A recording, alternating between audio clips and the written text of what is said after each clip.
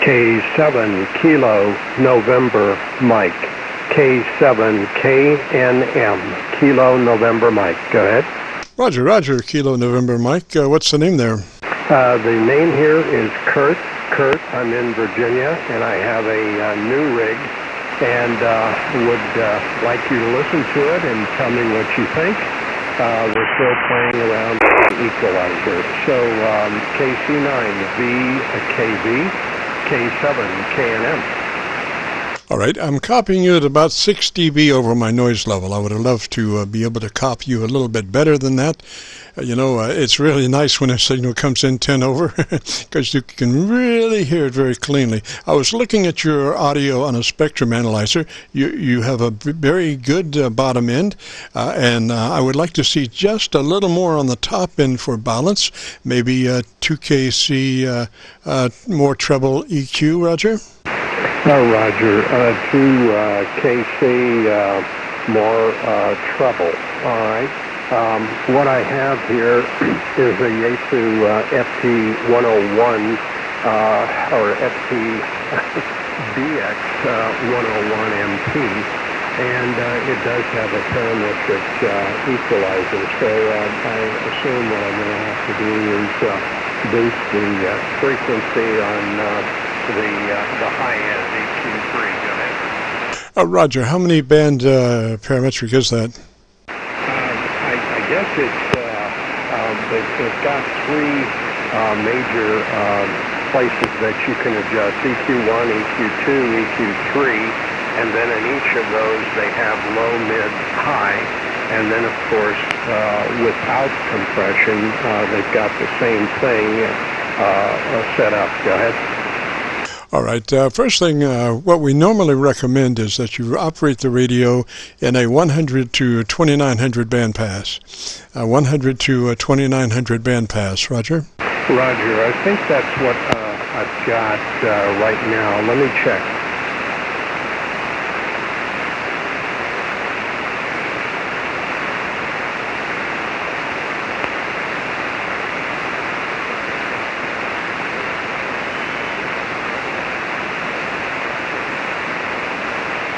This is KC9VKV, the Friday Afternoon Qso-Vlog Network. Right now we're copying the mail with Kurt in Virginia. Kurt, you got a copy now? Roger. We've got a solid copy. You are 15 to 20 over 9. And we've got the band pass. Looks like it's 100 to 2900. Let me check one other thing here and we'll know for sure.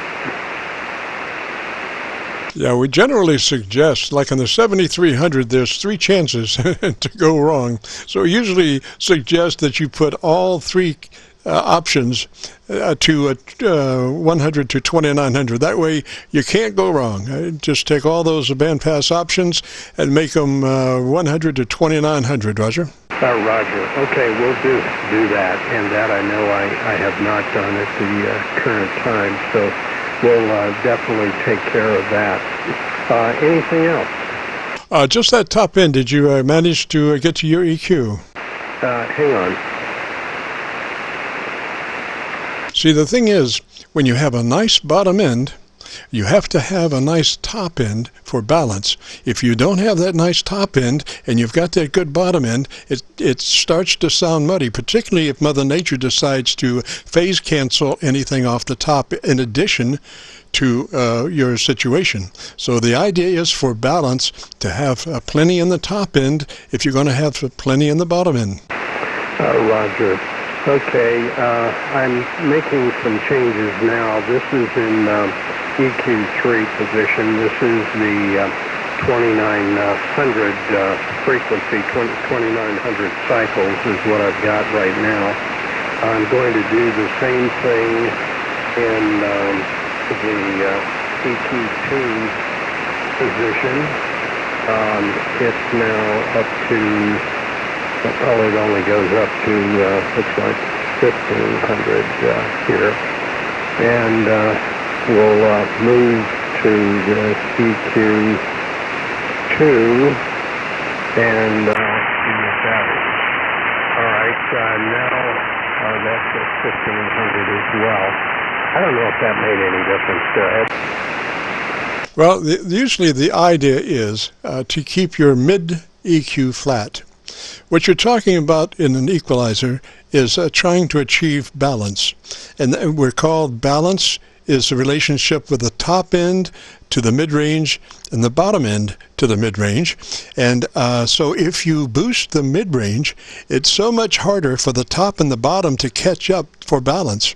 So by and large, and I think the ICOM folks took a word about that, and that they only use a two-band EQ, top and bottom.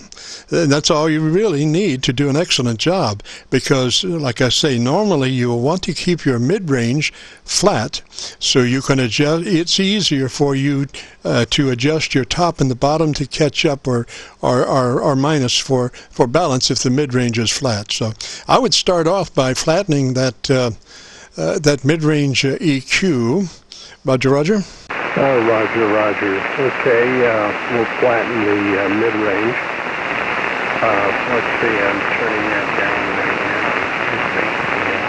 At the current time, I've got the EQ1 off, and we're at 2900 on the EQ3. Go ahead. All right, and then on my top end EQ, I would drop to 2.8K. I would drop the lobe to 2.8 and go to a second wider mode. Instead of the narrowest mode, I would go to the second narrowest mode with a 2.8 center frequency, Roger, and then full boost on that, Roger. Okay, hang on. All right, we're moving it up to full boost, and I'm going to drop the bandwidth down. The bandwidth is down to 0. How does that sound? The bandwidth of the EQ, I would want to do that fairly broader than the narrowest. Not use the narrowest parametric lobe, but the second narrowest. Roger? Okay, that's number 2. It goes 0 to 10. 0 to 10, that's position 2. And if I move it up to 5, that's 5. And this, of course, is 10. Go ahead. Roger. Just go to 2, the second widest option, and then let me hear about 10 seconds of your antenna system. Roger? Roger. The antenna here is a homebrew flagpole vertical. Homebrew flagpole vertical, and I'm running about 400 watts. Roger, Kurt. I'm only copying you now about 2 dB above my noise level. I think initially I said 5kC or something, but I meant dB, misspoke. I'm copying you now about 2 dB above my noise level, so it's really hard to hear precisely, but I think when you were up, I think that's a pretty good EQ. Tell me something that you really like about your radio, Roger. Roger that. Well, I really like the functionality. It's built like a tank. It's got fantastic noise reduction. It's really an unbelievable radio. They seem to have thought about everything. Dual receivers, and use the radio in all modes. And of course, it'll drive a linear fine, or it's 200 watts barefoot. Go ahead. Roger, Kurt. I think we got it there, sir. You have a nice bottom end and a very articulated top end, so it sounds balanced. Like I said, I wish we had a better signal strength for our recording, but all things being equal, I think we're together on the EQ pretty good, Roger. Oh, roger that. Well, I appreciate it, and we'll go from here. I don't want to take up all the time. I'm sure there are many others that would like to talk to you. Got a great signal and great service. I really appreciate it. So KC9VKV, this is K7KNM in Virginia. Roger, Kurt. Just wanted to be sure. Now, you're running that compressor inline at a 3, Roger? The compressor, yes. Hang on. Let me double check. Okay, the compressor right now is probably peaking anywhere from, on a scale of, dBs, it goes up the peak anywhere from 3 to 5. Go ahead. Roger, Roger. Do you have an input level control on that? Yes, I do. I can cut it down. In fact, I'll cut it down right now. This is just peaking just about 3 dB right now. Roger. Do you have a pot control for that input or what? That's what I'm adjusting, and I've also got a mic gain control. Go ahead. Okay, and hang on to the mic gain control for just a minute. We'll work on that. But take that input level control for your compressor and turn it to about 10 o'clock. We want just about a third of its capabilities on that input level. Roger? Roger. Okay, I'm going to go ahead and move it up here. Let's see what we've got now. This may be too much. I don't know. But I've got it really boosted up here. We're probably running at peaks about 8 to 10 dB. Go ahead. Yeah, that's probably too hot. Now, what I'm saying is, if you've got this volume control input control for your compressor, that goes from 6 o'clock and all the way over to 5 o'clock in the afternoon. If we set it by clock time, about 10 a.m. Somewhere on 10 a.m., 10:30 a.m. on that rotary inputs control for the compressor. Roger. Roger that. Okay, how's this sound? Go ahead. Well, if you can just do that, as far as adjustment on the compressor, we just want about a third of its capabilities cranked in, and then we're going to go elsewhere. But right now, we want to get that compressor at about 10 o'clock, 10:30 in the morning, as far as, you look at a variable pot, Roger, in relation to clock time. Roger. My particular dial, of course, runs, it's concentric, and I have the outer portion here, and there are a number of different positions. I mean, I can turn it all the way over. It's almost a 360. So right now I'm just running about 3 dB. I'm going to move it up. I'm moving it up now to this probably is a little heavier. How does that sound? Go ahead. Well, it sounds good. We just want to token them out. What your best guess is of 30% of the capabilities of that compressor. 3 out of 10, 30 out of 100, 1/3 input level on the control. Just about a third of its capabilities. Whatever your best guess on that would be. Roger? Roger that. Okay, it would probably be right around here, this position. Go ahead. Roger, Roger. Okay, now let's go to your ALC with mic gain in hand to your ALC. And what we want to do is bring that mic gain up to where you're running mid-scale to 2/3 on your ALC meter. Bring up your ALC meter, and with your mic gain, adjust the level on your ALC meter to where it's running mid-scale to 2/3. Roger? Roger that. Stand by just a minute, sir. Roger, we're about 2/3 on the ALC meter right now, 2/3. Alrighty, I think we're done for the best part of it.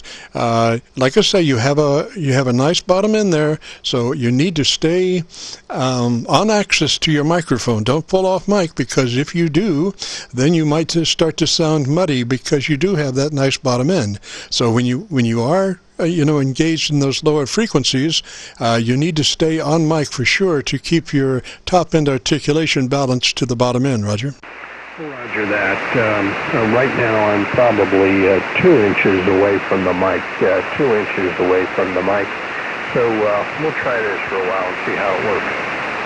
Roger, Roger. My spectrum analyzer shows frequency content from 100 cycles to up around 3. So I think you got it going on. Just like I say, when you got the nice bottom end, you have to be sure to keep the top end as best possible, and that is by staying on your microphone. Roger.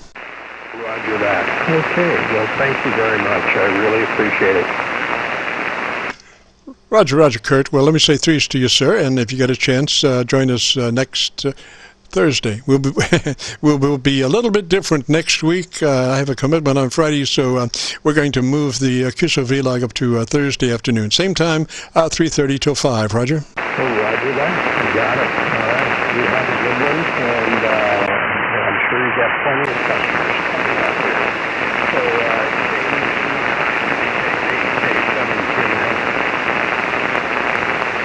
Roger, Kurt, 3 is that way, sir. Well, and also this afternoon we were getting a lot of impulse noise for some reason.